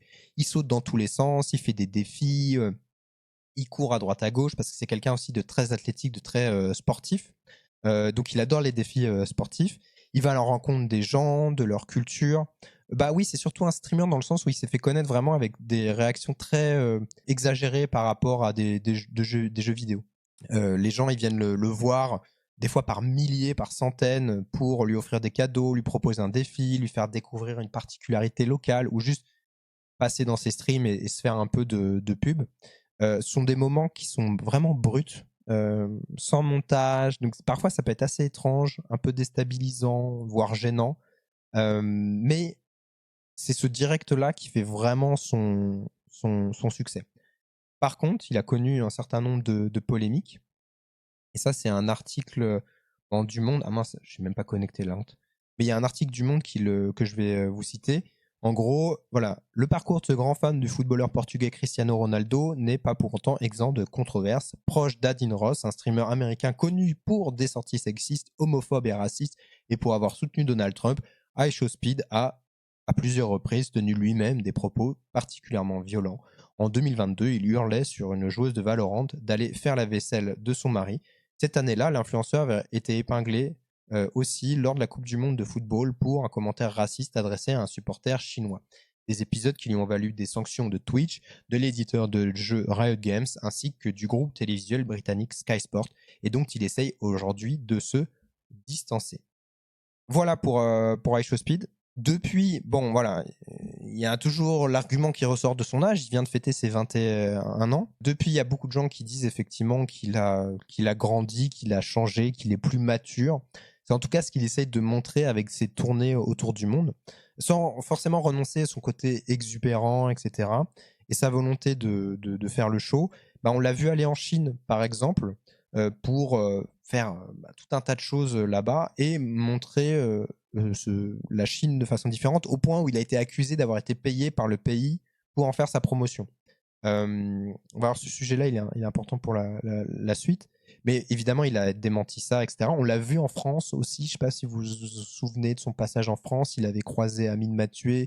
Il s'était fait recaler de la Tour Eiffel aussi, je crois, pour des histoires d'images, de droit, d'autorisation et tout. Et donc là, dans la suite logique, enfin une des suites logiques, il a fait une tournée aux États-Unis aussi. Et la suite un petit peu logique, c'était de faire cette tournée dans 20 pays d'Afrique. Donc j'ai la liste complète, je vais vous la lire. Il y a donc l'Algérie, l'Angola, le Bénin, le Botswana, l'Égypte, les Swatini, l'Éthiopie, là je lis en anglais donc je traduis vite fait, hein. Le Ghana, la Côte d'Ivoire, le Kenya, le Libéria, le Maroc, le Mozambique, la Namibie, le Nigeria, le Rwanda, le Sénégal, l'Afrique du Sud, la Zambie et le Zimbabwe. Voilà. Non, la Chine ne l'a pas accusé de faire de la pub pour la Chine. C'est des viewers et des commentateurs qui l'ont accusé d'être payé par la Chine pour faire la promotion du pays, ce qu'il a démenti. Et en gros, donc, il a fait cette tournée-là. Donc, 28 pays en 20 jours, c'est un marathon qui est délirant. Ça va faire partie un peu des critiques qui sont revenues par la suite. Non, c'est moi qui suis désolé si j'étais pas clair. Oui, en fait, c'est ce que tu es en train de dire. Bref, pardon. Et donc, de ce que j'ai pu lire de la tournée, donc il y a eu plein de clips, hein. Évidemment, il y a des trucs qui sont complètement délirants. Il a fait une course avec un guépard. Il a goûté un nombre de spécialités, notamment de la viande crue dans l'est de l'Afrique. Je sais plus dans quel pays exactement. Mais en tout cas, voilà, il goûtait plein de spécialités. Il allait rencontrer à la fois des gens dans des villes très très urbanisées. Il allait même dans des nightclubs. C'était au Zimbabwe, je crois qu'il allait dans des nightclubs. Il allait aussi rencontrer des tribus. C'était assez varié. Il y a eu un accueil médiatique, et pour l'instant je parle beaucoup du côté occidental, qui était très positif, vraiment avec ce discours de il change le regard des Occidentaux, des Américains sur les pays d'Afrique. Et il y a pas mal de commentateurs locaux, par exemple, de gens. J'ai la citation, il y avait quelqu'un, aux médias américains ABC, il y a Papsay, donc un résident de Dakar au Sénégal, qui a souligné l'importance de voir Speed visiter la maison des esclaves sur l'île de Gorée, qui était vraiment un endroit historiquement ultra important, symbole du commerce d'esclaves qui ont concerné des millions d'Africains à l'époque. Donc il y avait ces trucs-là qui étaient vraiment intéressants à voir en live, quoi, de manière vraiment directe. Et ça, c'était super intéressant et ça a été vachement salué. Il y a aussi, là, c'est dans l'article du Monde qui a été fait par le Monde Afrique, un professeur associé de communication à la Western Michigan University, où qui s'appelle Lusike Mukongo, qui a dit que en gros l'Afrique est souvent présentée sous le seul prisme de la misère, de la violence, du sous-développement. Donc selon lui, la question plutôt c'est comment change-t-on ces narratifs. Et Lusike, c'est une professeure, hein, je précise, j'ai peut-être mégenré, qui est d'origine américano-kenyane. Elle dit force est de constater qu'Aishospid a accompli quelque chose d'inédit. Il est parvenu à remodeler l'image de l'Afrique auprès d'une jeune audience. Donc ça a été vachement mis en avant. Il y a donc beaucoup de médias qui ont salué sa capacité à montrer leur pays différemment, loin des préjugés sur l'Afrique, ou des vidéos même de MrBeast. Hein, ça faisait un contrepoint assez intéressant à ce que MrBeast avait pu faire, où en gros il arrive en Afrique, je mets des guillemets encore une fois, pour faire du caritatif assez performatif et renforcer cette idée que l'Afrique doit être sauvée et qu'elle le sera grâce aux Occidentaux. Donc ça a prolongé une logique colonialiste en fait, avec parfois donc même Aishospid, dans ce contrepoint qu'il avait, il y avait des moments assez involontaires mais qui soulignaient comme ça des choses qui sont très critiquées au final. Par exemple, au Botswana, donc qui est le deuxième producteur mondial de diamants, il a prétendu en direct vouloir acheter une pierre brute locale et a suivi un refus du marchand qui lui a expliqué que la vente de diamants bruts était interdite aux particuliers.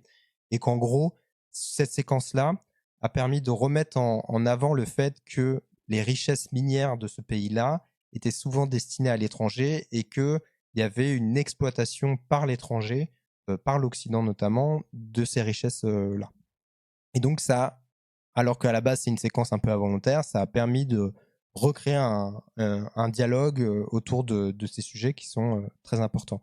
Après, effectivement, il y a beaucoup d'articles qui rappelaient aussi que le streamer, il a visité des pays en passant totalement sous silence des situations politiques, sociétales qui sont assez dramatiques et où les situations complexes de certains pays autocratiques.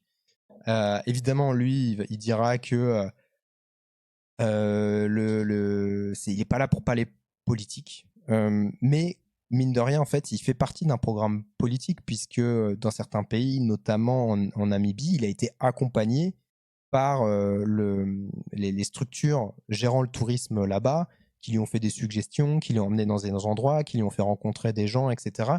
Donc, il a fait partie d'un programme de valorisation du pays organisé des fois par les États directement, quoi. C'est vrai que l'équilibre entre enfin donner une image positive des pays africains et ne pas promouvoir des États dictatoriaux, c'est vite compliqué, surtout dans son approche fast-food du voyage express. Et c'est effectivement un truc qui est ultra important. Ça a fait partie des critiques. Il y a des gens qui disent mais il est venu dans mon pays, mais il a fait 3 trucs et ça représente qu'une partie infime du pays. C'est bien, mais voilà, c'est du fast-food. Et bon, voilà, c'est pas Aishospid qui va faire des leçons sur le voyage éco-responsable, etc. Mais ça a fait partie un petit peu des remarques des gens, en tout cas. De manière générale, les gens sur place l'ont quand même vraiment bien accueilli. Il suffit de voir les foules qu'il y a pu y avoir, notamment dans les grosses zones urbaines. Il y a des cris, enfin, il a été vraiment, vraiment bien accueilli. Il y avait pas mal de reportages vraiment enthousiastes. Je vous montre juste celui-là. C'est en anglais, hein, je précise.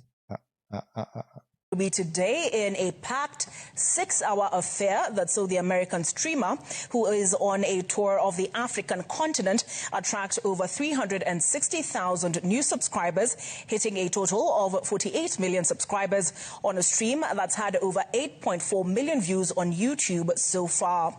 And that is the highest of his 28-day, 20-country tour of Africa so far. The 20-year-old, officially known as Darren Jason Watkins Jr., required a police escort and bodyguards as he made his way around the city due to the sheer number of people who turned up to meet him. Among the activities he undertook were throwing a javelin with Julia Siego at the Upper Hill School and playing rugby with the school team. He also tried his hand at making ugali and chapati and visited the Nairobi National Park and Uhuru Park, where he rode a camel before being driven by rally Safari rally driver Ishmael Azeli to the Kenyatta International Convention Center, where he took a helicopter ride over Nairobi. iShowSpeed received a warm welcome wherever he went, including the Kenyatta Market, where he ate nyama choma, and was gifted drawings of himself by a number of Kenyan artists. iShowSpeed has so far been to Angola, South Africa, Mozambique, Eswatini, Botswana, Zimbabwe, Zambia, and Rwanda, but none has garnered him as much attention on the continent as his visit to Kenya. I love y'all. Voilà, donc ça, c'était un extrait de Citizen TV Kenya. Et donc, là, ce qui m'intéressait vachement, c'est la fin où vraiment la journaliste dit il a fait plein de pays, mais il a été accueilli nulle part comme il a été accueilli au Kenya, quoi. Enfin, vraiment que c'était un enthousiasme débordant, quoi. Effectivement, donc Shefflin le mentionnait, mais il y a eu des zones où ça a été beaucoup plus compliqué. Il y a eu des perturbations, on va dire. Au Maroc, j'ai vu des vidéos où il y avait eu des insultes racistes à son encontre à un moment. Je crois des jets de bananes et des imitations de cris de singes. Si je me souviens bien de l'extrait. Et ce qui a beaucoup fait parler, c'est en Algérie. Même si, en fait, globalement, ça s'est très bien passé, mais il y a eu des moments comme ça de tension qui ont beaucoup marqué. Il a été pris à partie par certaines personnes, notamment des ultras, pendant la Coupe d'Afrique des Nations en Algérie. Certains ont pris... certains ont parlé de réactions racistes liées à des tensions anciennes entre le nord de l'Afrique et le reste du continent. Et il y a un article qui a été fait, donc c'est Newsline Magazine, c'est un article qui a été lancé par un côté États-Unis, mais là c'est écrit par un auteur américano-égyptien qui est basé au Caire. En fait, ce que lui il disait, c'est que à ce moment difficile, il y a des Algériens qui se sont précipités pour expliquer en live et dans les commentaires que la couleur de peau de Speed n'était pas le souci. C'est que en gros, il y avait beaucoup de gens qui étaient comment dire, qui voulaient pas être filmés en fait, et que et là je le cite, il dit dans un pays façonné par la surveillance, les manifestations et le contrôle étatique, les caméras, ça a un poids historique et politique qui est fort, quoi. Oui, au Maroc, oui, voilà. Mais en gros, il rentrait dans un stade et voilà, il parle de la finale de la coupe où il a reçu voilà des jets de bouteilles, etc. Attendez, je me trompe, je me fais la CAN. J'ai confondu, j'ai dit que c'était où? Bref, désolé si c'était pas clair, mais là c'était lié à des supporters et des ultras algériens, visiblement, d'après ce que j'ai lu, d'après ce que j'en ai compris. Mais n'hésitez pas à me corriger si j'ai confondu deux moments. Et il y a des trucs que j'ai trouvé super intéressants, que certains médias ont relayés. C'est sur Reddit. Il y a certains Reddit où il y a des personnes vivant dans ces différents pays-là qui ont réagi, en fait. Par exemple, il y a quelqu'un qui vit en Côte d'Ivoire qui a adoré découvrir les Swatini. En gros, bon, il a été choqué par ce qui s'est passé en Algérie, mais il a adoré le Sahara algérien, il a adoré la musique et l'ambiance. Voilà, il connaissait le Kenya un petit peu, etc. Il savait pas qu'en Éthiopie, la technologie était aussi développée et tout.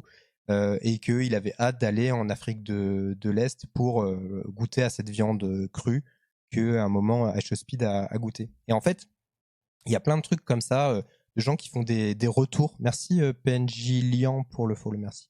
Et merci à toutes les personnes qui suivent et qui sont là, encore une fois, au passage. Et il y a eu plein de commentaires, de débats là-dessus.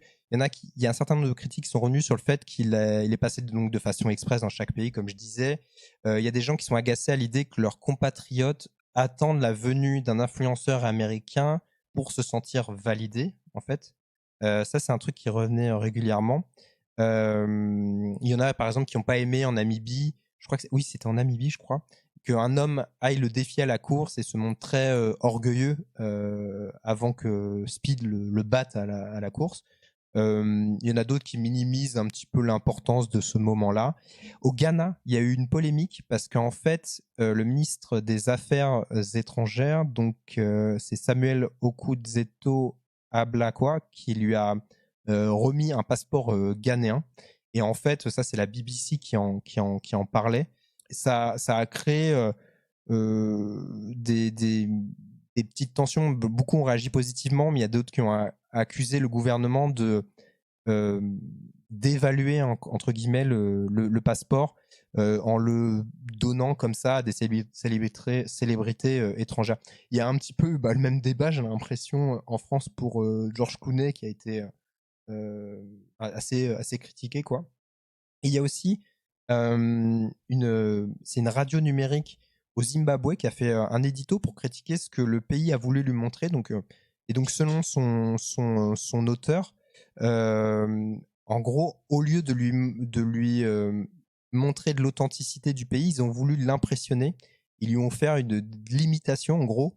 Ils lui ont offert un miroir des excès américains, en gros. Ça, c'est ce qu'il dit, avec des flashy nightclubs, donc des nightclubs assez bling bling et des rencontres avec l'élite du pays qui étaient organisées, quoi. Mais à un moment, il y a un passage où il est dans une boîte de nuit et il tombe sur des enfants mineurs. Il dit mais qu'est-ce que vous faites là? Pourquoi vous êtes là? Vous avez rien à faire là en fait et tout.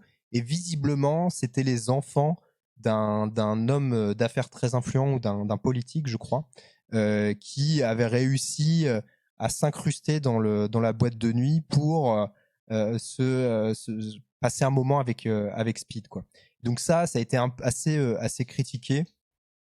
Pareil, au Zimbabwe justement, il y a pas mal de gens qui accusent donc l'Union nationale africaine du Zimbabwe, Fonds patriotique, donc le ZANU-PF, si je prononce bien, d'avoir vraiment orienté sa visite dans une sorte de promotion un peu du parti et de ses accomplissements supposés dans le pays, où en gros, il disait il est allé là, c'est parce que le nom de tel endroit c'est lié à telle personnalité du parti, etc. Et il y a aussi une vidéo assez critique d'une créatrice de contenu qui s'appelle Nelly, qui a une chaîne qui s'appelle Afrochronique KSF.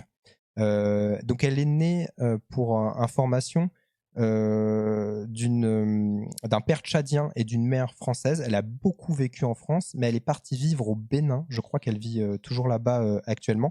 Elle a fait une vidéo sur Speed.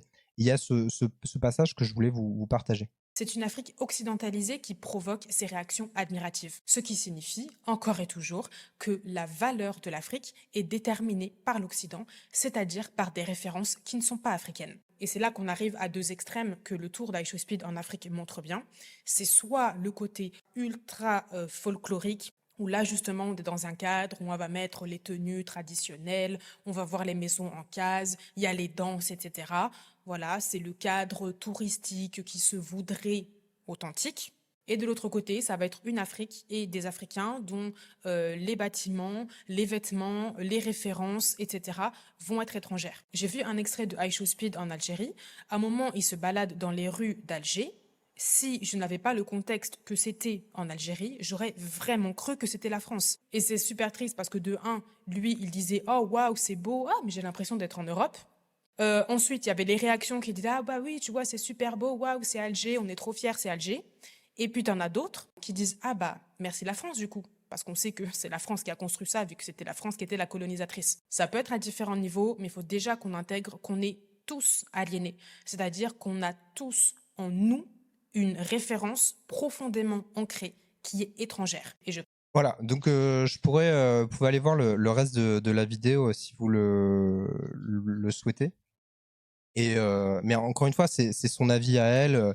Elle développe ses arguments là-dessus. Et moi, je trouvais ça intéressant de vous le partager, en tout cas de vous en partager un extrait. Pour conclure là-dessus, je pense qu'il y a, en fait, il y a plein de choses qu'on pourrait continuer à dire. C'est difficile d'évaluer pour l'instant l'impact du voyage de Speed sur le continent africain. J'ai vu, c'est un exemple tout bête, mais qu'il y a un salon de massage où il est allé. Ils ont leur réservation pleine jusqu'en mars. Donc, c'est un impact positif, on va dire, là-dessus. à voir, voilà, s'il y a pas mal de gens africains ou venant d'autres continents qui ont dit qu'ils aimeraient visiter des pays là-bas. Voilà. Après, il y a aussi des gouvernements qui ont dit voilà, j'ai vu, on m'a envoyé, c'est ma collègue, pardon, Célène Agapé, donc qui travaille au Monde Afrique, qui m'a envoyé quelques ressources et tout, et je la remercie, qui m'a envoyé notamment une vidéo du compte du tourisme au Bénin, qui a fait toute une vidéo en mode genre, voyez le Bénin, merci HOSPID, c'est super, etc. Donc HOSPID va être récupéré politiquement comme il a été accompagné politiquement aussi dans son voyage. Voilà, c'est assez logique, hein, il y peut rien, mine de rien, et puis lui-même revendique pas un engagement politique ultra prononcé. Par contre, ce qui est sûr, c'est que le vrai gagnant, je trouve, il y a un vrai gagnant, c'est lui-même. Dans le sens où, en un mois, il a gagné presque 4 millions d'abonnés sur YouTube. Il a fait 700 millions de vues sur la plateforme. Il a gagné 6 millions d'abonnés Instagram, visiblement. Enfin, voilà, il a gagné un truc de visibilité qui est évident. Maintenant, voilà, à voir maintenant ce qu'il va en faire, ce qu'il va en garder. Est-ce qu'il va y retourner? Est-ce qu'il va faire les choses différemment? Est-ce qu'il va visiter d'autres pays? Est-ce qu'il va essayer de continuer ce qu'il voulait, ce qu'il affirmait quand il arrivait sur le continent africain, de montrer la vraie Afrique? Voilà, on verra à l'avenir. J'ai l'impression qu'il y a beaucoup de positifs, il y a beaucoup de nuances à amener là-dedans aussi. Vous l'avez vu avec les petits exemples, les petites ressources que je vous ai partagées. Mais voilà, j'ai l'impression que globalement, les retours des gens sont plutôt positifs. Je vais pouvoir conclure ce live avec des petites recommandations de fin. De quoi je voulais vous parler déjà? Ah oui. Bon, déjà, j'ai revu des années après Les Fils de l'Homme. Les Fils de l'Homme, c'est Alfonso Cuarón. Oui, c'est Alfonso Cuarón. Bref, superbe film. C'est dans un futur pas si lointain que ça où, en gros, les enfants ne naissent plus. Le dernier enfant est né il y a 18 ans, etc. et tout. Et c'est pas du tout feel good, effectivement, mais c'est un film qui est passionnant, qui, je trouve, a une résonance actuelle qui est très, très, très forte, qui est, en termes de mise en scène, passionnant. Il y a une scène dans une voiture où j'ai vu des making-of où ils ont réussi à installer une caméra pour filmer toutes les personnes de la voiture dans une espèce de course-poursuite, enfin, avec des explosions et tout ça. C'est génial. Il y a Clive Owen, il y a Julianne Moore. C'est passionnant. Vraiment un film incroyable que je recommande. Et ça, voilà, c'est pas un truc récent. Il y a, bon, là en ce moment, je lis Anna Karenine, énorme banger, énorme pavé. Regardez, c'est ça là. Cette édition-là, en plus, elle est super, je trouve. Mais voilà, Anna Karenine, super bouquin. Tolstoï, voilà, littérature russe. Si vous êtes motivé, faites-le. Il est très gros, donc je le lis en parallèle en EPUB, mais j'ai voilà. Et ensuite, Le Chant des Forêts. Alors ça, énorme banger aussi. Ça, on me l'a recommandé, hein. Il y a plein de gens qui m'ont dit « Ah, va le voir, ça va te plaire et tout ». Évidemment, ça m'a plu. Je vous mets le petit trailer en fond, pas forcément la musique. C'est quoi? En gros, on suit le réalisateur Vincent Munier avec son père et son propre fils, où ils se baladent en forêt pour essayer de capter des images, notamment du grand tétra. Je connaissais pas le grand tétra, hein. C'est une espèce d'énorme poule. Googlez, hein, si vous connaissez pas, ou demandez à vos parents, petit ref. Et en gros, c'est juste un film, c'est très contemplatif, évidemment. Il a fait La Panthère des Neiges par le passé.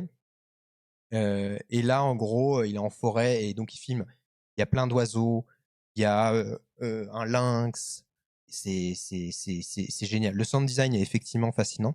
Et il y a un truc qui m'a vachement parlé, c'est qu'à la fin, en conclusion, c'est qu'en gros, que même quand on part, on est encore là. C'est-à-dire on retourne, le truc de retourner à la Terre, le grand tétra qui a disparu de ces zones de France-là. C'est au cinéma, hein. C'est pas dispo sur une plateforme pour l'instant, mais c'est au cinéma, il passe encore dans quelques cinés. Autre film que je vous recommande, là, c'est énorme chialade, hein. Vous allez pleurer si vous pleurez pas, franchement, je comprends pas. Évidemment, Hamnet, énorme film aussi. Il y en a plein de gens qui trouvent ça exagéré, j'en sais rien, ou surjoué, ou trop mélodramatique, etc. En gros, sans spoiler, Hamnet, ça parle d'un deuil très difficile pour les deux héros, voilà. Sans surprise, hein, c'est William Shakespeare, hein, lui et sa femme. Et ils vont subir un deuil qui est très violent et qui vont essayer de gérer au mieux. C'est difficile ce que tu me demandes, Charles, de pas spoiler. C'est d'une beauté, d'une poésie. C'est fait par Chloé Zhao qui a fait notamment Nomadland et The Rider, qui sont deux films que j'adore aussi. Et là, je trouve qu'elle a réussi. Là encore, c'est beaucoup filmé dans les forêts. Il y a une esthétique. Les acteurs qui jouent les gamins, c'est fabuleux. Ça peut me tirer les larmes. Et le film, il m'a bouleversé. Il a touché à des endroits où j'ai rarement été touché jusque-là. Allez le voir. En fait, c'est adapté d'un bouquin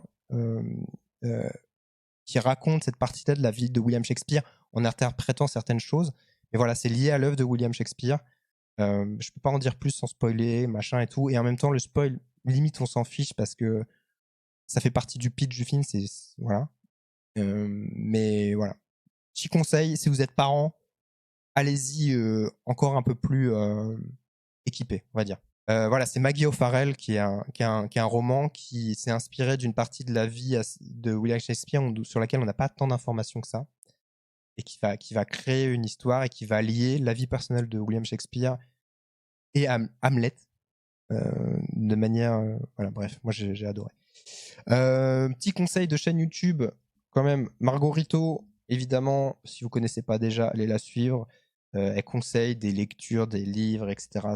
C'est génial. Je l'ai découverte avec une vidéo sur Stephen King. Il y a pas longtemps, elle a fait une vidéo aussi sur Hachette et Bolloré. Enfin voilà, les liens de Bolloré avec le monde de l'édition.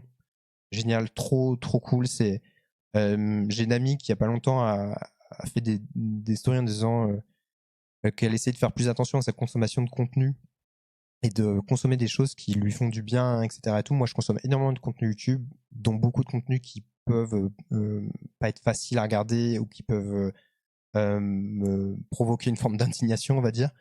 Et Margorito, ça fait partie de ces chaînes vraiment refuge que j'adore regarder pour avoir des conseils de livres et avoir des vraies réflexions sur ces sujets-là. C'est trop cool, quoi. Et évidemment, mon pluribus, ça, il n'y a pas besoin de le dire. Et juste Kern, mais ça, j'espère que je vais en jouer en live. C'est génial. C'est génial. C'est génial pour plein de raisons. C'est un jeu d'escalade. C'est un jeu d'escalade qui est pas forcément réaliste, mais qui a un semblant de réalisme, on va dire, et où vraiment vous devez avancer sur des parois. Le but, c'est d'escalader la montagne Kima, je crois, c'est ça le nom. Et vous avancez, bras droit, bras gauche, pied droit, pied gauche, et vous avancez doucement, doucement, doucement, etc. Non, je parlais pas du cairn, parce que les cairns, c'est des empilements de rochers sur les sentiers de randonnée. Alors, il y en a certains qui sont là, qui dérangent en fait l'écosystème même, qui sont juste, à dire, esthétiques et qui ne servent à rien et qu'il faudrait ne pas faire, voire détruire. Et il y en a d'autres qui servent de repères pour les randonneurs, notamment quand il y a de la neige, etc. Ça permet de garder une vue sur le sentier. Et c'est magnifique. Pour les gens qui ont le vertige, non, je pense que ça peut aller. En vrai, il y a la démo. Vous pouvez essayer la démo et voir si ça vous plaît. Moi, je suis à fond dedans. J'adore progresser dans l'histoire. J'adore découvrir un peu plus du lore parce qu'il faut savoir que Mathieu Bablet, donc l'auteur de BD, il est à la fois la direction artistique, il a bossé sur l'histoire aussi. Et c'est juste, ça vous permet de contempler. Il y a des moments, un truc tout con, mais un moment quand vous êtes accompagné par un petit robot qui vous récupère vos pilons. Oui, c'est ça, un pilon. Une fois que vous avez fini, vous êtes sur de la surface plane, etc. Et ben en fait, vous devez l'attendre. Et des fois, ça prend 1 minute, 1 minute 30, le temps qu'il récupère tous vos pilons, etc. et qu'ils vous rejoignent. Pilon. Pilon, ça se bouffe. Les pitons. Et en gros, pendant ce temps-là, vous pouvez trop rien faire vraiment et vous regardez le paysage. Et ça vous force à vous poser, ça vous force à être lent, ça vous force à réfléchir à vos pas, etc. Oui, ça se fume. Et voilà quoi. Et bon, moi, c'est un jeu qui me parle. C'est un jeu qui est développé par un studio français, Game Bakers, qui avait fait déjà des jeux cool par le passé. Et moi, j'ai juste trop hâte d'y retourner, quoi. Voilà. Bref, voilà un petit peu pour les recommandations de fin. Et d'ailleurs, dans le jeu, il y a des ours. J'ai pas encore croisé d'ours, mais il y a des ours. Juson, je l'ai installé, je l'ai pas encore fait. Mais voilà, en tout cas, Kern, je le ferai peut-être en live, avec Tower News et tout. Merci d'avoir été là. J'ai plus de voix. J'ai plus de voix du tout. Pour le replay, je sais pas quand je pourrai le publier, parce que en ce moment, je suis un peu malade. J'ai mon boulot, mais je vais essayer de trouver le temps bientôt, là, dans les jours qui viennent. Et voilà. Vraiment, je vous invite à me faire des retours très honnêtes sur Instagram, si vous voulez, enfin, comme vous voulez, sur l'évolution du format, sur le live en lui-même. Ça m'intéresse vachement parce que j'ai envie de m'améliorer. Et voilà. Petit rappel, effectivement, Soen, je vais pas pouvoir faire des lives toutes les semaines parce que j'ai mon boulot, mais je vais essayer, on va dire, une fois par mois à peu près, et puis faire des petits streams jeux vidéo de temps en temps, quoi. Voilà. J'ai pas de visibilité encore, ça va dépendre de ma vie professionnelle, de ma vie personnelle, mais sachez que mon ambition à chaque fois, ça sera vous proposer des sujets que j'essaie de vraiment d'essayer de les creuser, quoi, au mieux, en tout cas, avec les moyens, les connaissances que j'ai. Bref, merci encore, ça m'a fait trop plaisir, je suis trop content de pouvoir discuter de tous ces sujets-là avec vous. J'aime toujours autant le stream, j'aime toujours autant parler de ces sujets-là et j'espère pouvoir continuer à le faire longtemps. Donc voilà, je vous laisse avec ma petite scène de au revoir. Et puis je vous dis à très bientôt, le plus vite possible, j'espère. Mais vraiment, merci d'avoir été là. Et puis portez-vous bien, prenez soin de vous et de vos proches. Et voilà. Ciao!